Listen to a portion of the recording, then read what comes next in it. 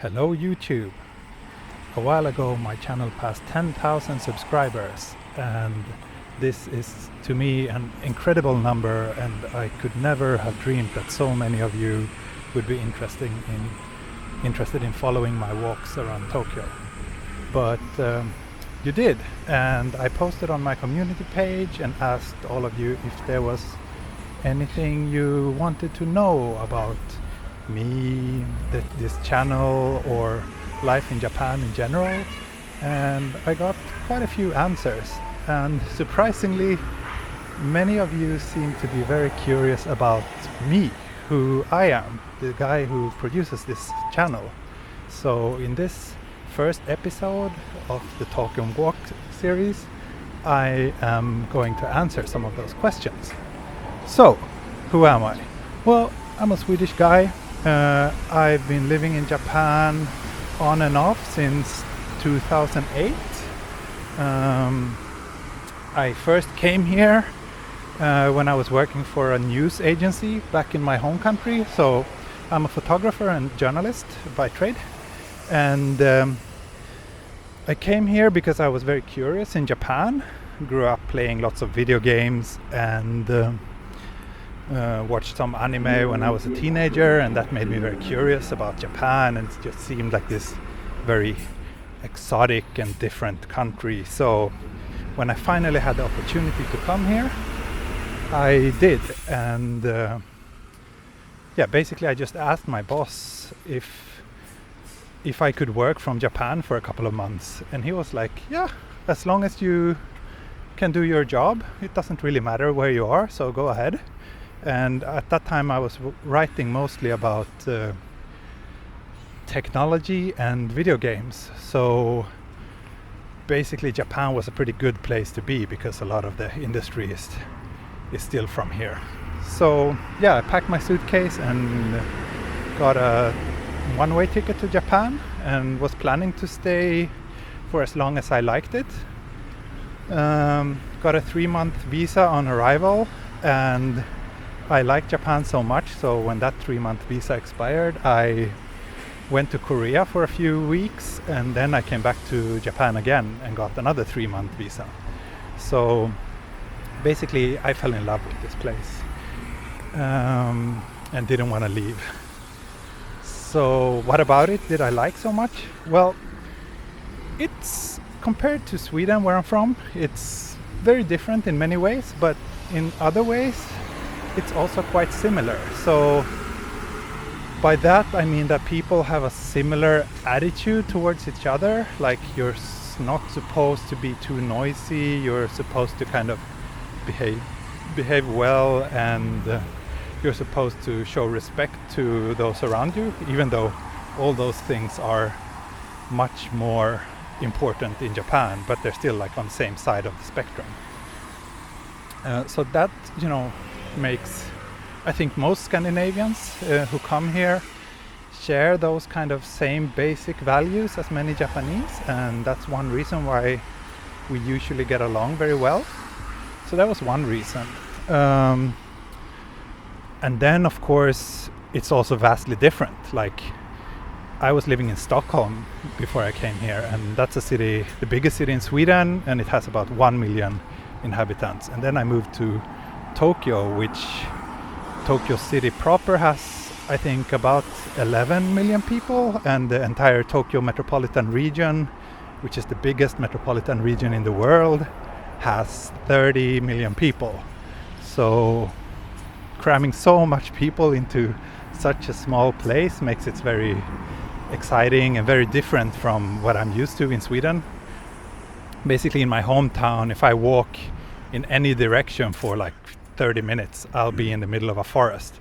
Whereas here I can walk for hours and hours and I'm still in a very urban setting. So that's, for someone coming from a place like me, then that's a very exciting thing. And of course having all these people packed in one place also means that you have access to everything in terms of entertainment and culture, and no matter what your interests and hobbies are, you will most likely find like-minded people here in Japan. So that was also very exciting to me. And another reason why I fell in love with this place is just because people are very nice and things just work. What do I mean by that? Well, like, for example, take public transportation. Like back home, it's like, yeah, you're lucky if the train is only a few minutes delayed. Whereas here in Japan, it's like, yeah, if it's not perfectly on time, then it's like a minor disaster. Because people are just so used to the trains being on time and that, you know, everything works. So whereas in Sweden, like, people expect things not to work.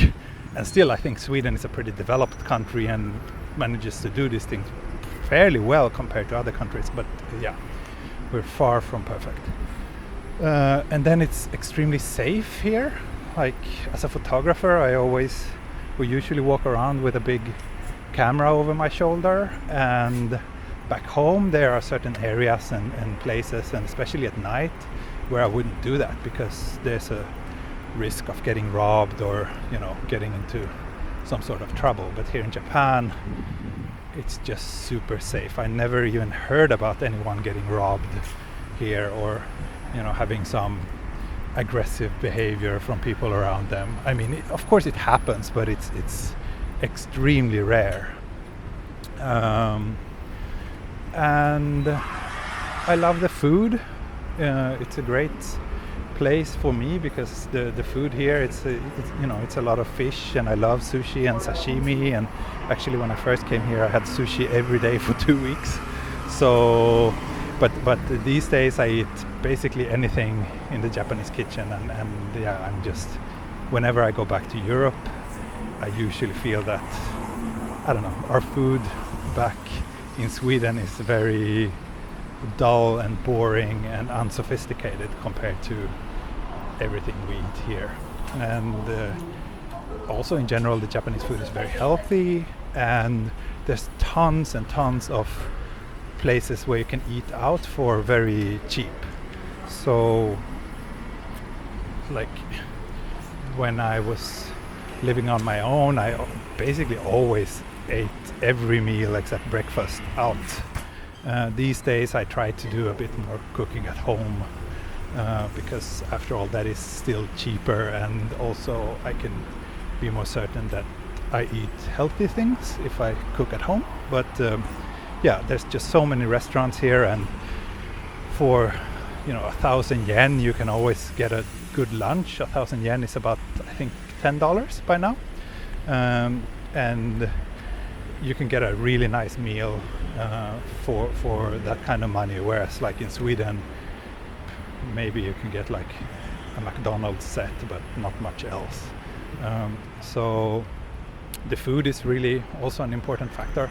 And then, of course, it's just a very beautiful country. I really enjoy Japan, especially since the last few years I've been working a lot with the travel industry. So I've been fortunate enough to travel to most parts of this country, and just traveling in Japan it's always a great experience. It's from the transportation itself to, like, when you explore a new city or some village in the rural parts of the country. It's always such a joy.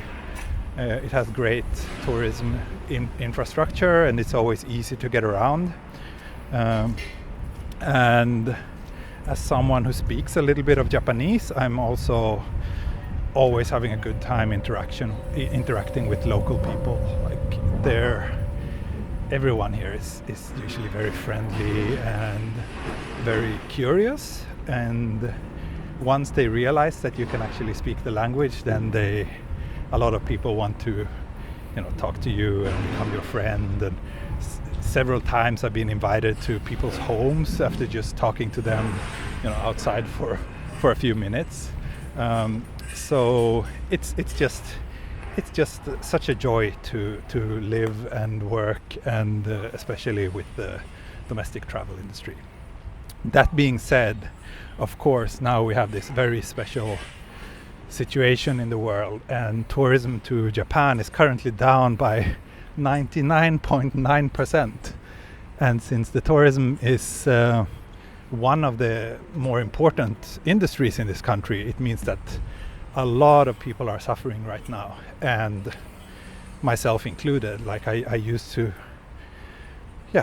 have a pretty dense schedule full of jobs and assignments every month. Now it's been dead. Like now we're in June 2020, and I think the last job I had was in March. So that's basically 3 months with very little income. So that's tough. That's very tough. So I really hope that things will, go back to normal again soon, and that this country can recover quickly. But unfortunately, I'm pretty pessimistic, and I think that this disaster still has a long time to go until things are back to normal. So that's a little bit about me, and I think that will do it for today's video. But if you have any more questions, if there's anything else you want to know, it can be anything related to Japan or photography or walking videos, feel free to write a comment below, and I will try to answer it, or either with another comment or in a future video. But that's it for now. Thank you very much. Bye.